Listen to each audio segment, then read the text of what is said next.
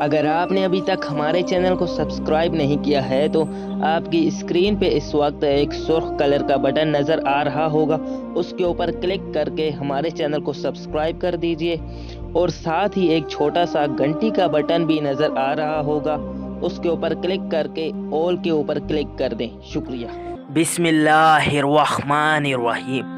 حضرت انس رضی اللہ تعالی عنہ روایت کرتے ہیں کہ ایک شخص حضور نبی اکرم صلی اللہ علیہ وآلہ وسلم کی خدمت اقدس میں حاضر ہوا۔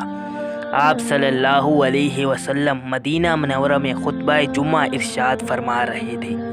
اس نے عرض کیا، یا رسول اللہ، بارش نہ ہونے کے باعث قحط پڑ گیا ہے، لہٰذا اپنے رب سے بارش مانگی۔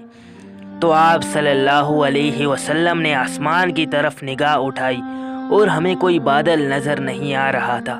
آپ صلی اللہ علیہ وسلم نے بارش مانگی تو فوراً بادلوں کے ٹکڑے آ کر آپس میں ملنے لگے، پھر بارش ہونے لگی، یہاں تک کہ مدینہ منورہ کی گلیاں بہہ نکلی، اور بارش متواتر اگلے جمعے تک ہوتی رہی۔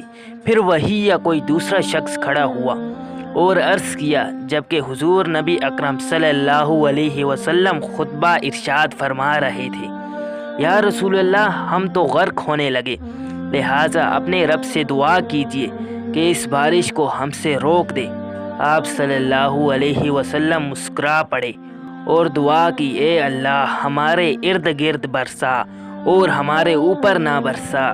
ایسا 2 یا 3 دفعہ فرمایا، سو بادل چھٹنے لگے اور مدینہ منورہ کی دائیں بائیں جانب جانے لگے، چنانچہ ہمارے ارد گرد کھیتوں اور فصلوں پر بارش ہونے لگی، ہمارے اوپر بند ہو گئی۔